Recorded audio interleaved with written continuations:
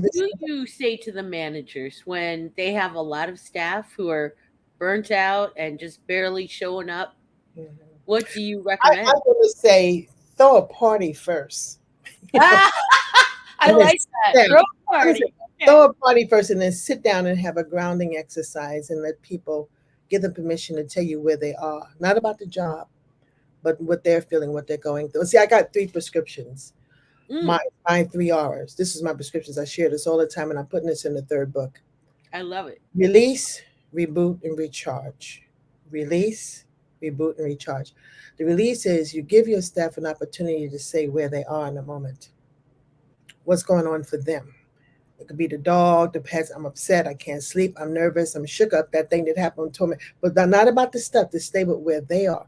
To just kind of get that off. Matter of fact, a lot of agencies asked me, they said, Ms. Geyer, said, well, they love your trainings. We want your trainings, but they just need a little bit of time to cry and to Mm, moan and to bitch and grieve about. So the release thing is important because it's a little bit like debriefing. We mhm. store stuff, and when you hold on to negative content, it festers and it begins to Yeah. chip away at you. The reboot thing is to encourage them, say, this is what we're going to do, and you're going to come up with some ideas of what are we going to do to get our snapback throughout the day. I'm gonna stop and do these little breaths, a little pause, a little stretch exercise, a little meditation, a little game thing, a little whatever the thing, whatever you're gonna do to kind of get the body unconstricted. Because when the stress happens, when something happens, the body goes into instant constriction. There's a part of the brain called the amygdala, and it sends the stress hormone, even if it's a minor thing, or maybe it could be surprised it's your birthday, but it sends that chemical out all over the place and it communicates with the body that something is about to happen. And the body puts out this fascia tissue that tightens and braces, always for the worst case scenario, until another part of the brain called the hippocampus says, well, this is not really that bad. No, no, this is really concerning. Or maybe you should call Sue to help you figure this out. That needs to happen, but it cannot happen when you're so flooded with the stress hormone because you just keep on and keep on and keep on throughout the day waiting for, I don't know, the weekend or the next holiday to do something. But that constricted state, that's part of what gets you sick. But when that hippocampus is flooded with stress hormone because you won't stop, short-term memory is knocked out, Mhm. problem solving is knocked out, critical thinking is knocked out, rational thinking is knocked out. Matter of fact, Dr. Bruce Perry will tell you in a moment. He's a renowned trauma specialist. He says it's hijacked. Yeah. It's hijacked, and you're not your best self. But you're gonna still push through it, still try to push through it, but that's to your detriment.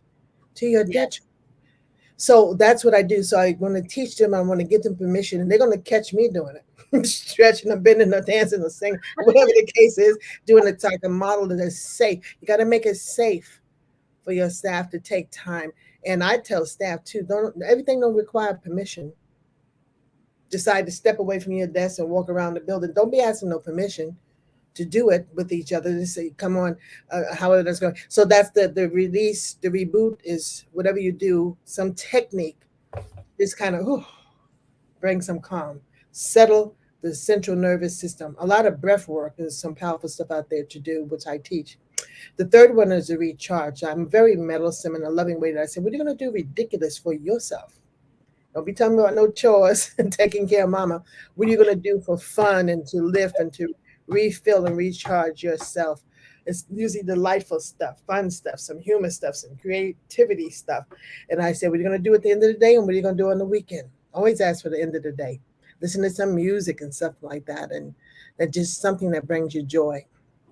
But those Okay. that's my prescription on a daily basis. And I really ask people not to be waiting for some magical time to rest because time doesn't play fair. It ain't Mm, coming to you. It ain't never coming to you. You decide, you declare when are your moments to do you.